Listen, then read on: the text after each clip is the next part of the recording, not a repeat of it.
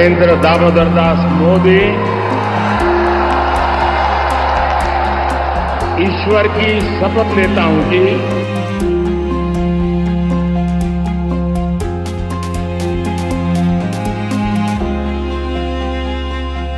નમસ્કાર, ગુજરાત તક સાથે હું છું કશ્યપ. લોકસભા 2024ની ચૂંટણીનો આખરે હવે નિર્ણય આવી ગયો અને વડાપ્રધાન મોદી સરકાર 3.0 ઘડાઈ ગઈ છે. વડાપ્રધાન મોદીએ આજે એટલે કે રવિવારે શપથ લઈ લીધા છે. સાંજે 7:15 વડાપ્રધાન મોદીએ પોતાના કેબિનેટ મિનિસ્ટ્રી સહિત શપથ લીધા.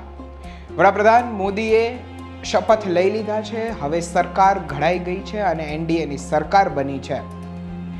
આ વખતે વડાપ્રધાન મોદીએ 72 જેટલા સભ્યો સાથે મંત્રીમંડળની રચના કરી છે અને હવે આગળના સમયની અંદર આ મંત્રીઓને પોતપોતાના હવાલાઓ સોંપવામાં આવશે.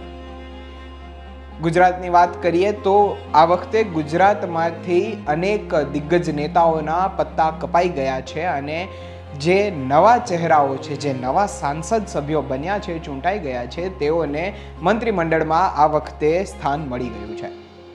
ગુજરાતમાં વાત કરીએ તો 2019ની ચૂંટણી હતી લોકસભાની, ત્યારે માત્ર 7 જેટલા સાંસદ સભ્યોને સ્થાન મળ્યું હતું અને હવે આ વખતે 6 એટલે કે 1નો ઘટાડો થયો છે અને 6 સભ્યોને સ્થાન મળ્યું છે.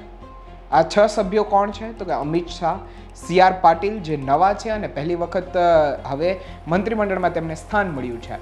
બીજું, ભાવનગરની અંદર મેયર રહેલા અને સતત 4થી વખતથી જીતતા આવતા નીમુબેન બાંભણિયા કે તેમને પણ હવે પહેલી વખત મંત્રી બનાવવામાં આવ્યા છે.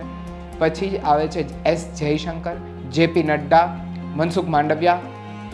આમ કુલ 6 જેટલા ગુજરાતના સભ્યો છે તેમને મંત્રી બનાવવામાં આવ્યા છે.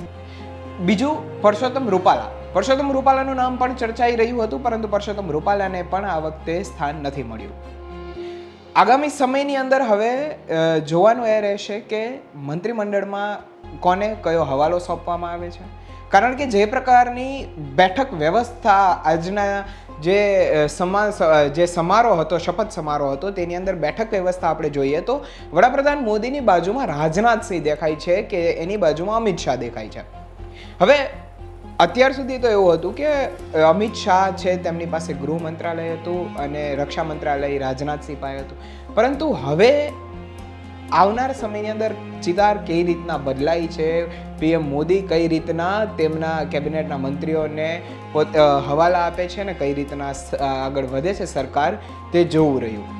ત્યાં સુધી જો ગુજરાત તકને તમે હજી સુધી YouTube પર સબસ્ક્રાઇબ ના કર્યું હોય તો કરી લેજો. Facebook અને Insta પર પણ ફોલો કરી લેજો, જેથી કરીને ગુજરાત અને દેશ વિદેશના તમામ સમાચારો સૌથી પહેલા તમારા સુધી પહોંચતા રહે.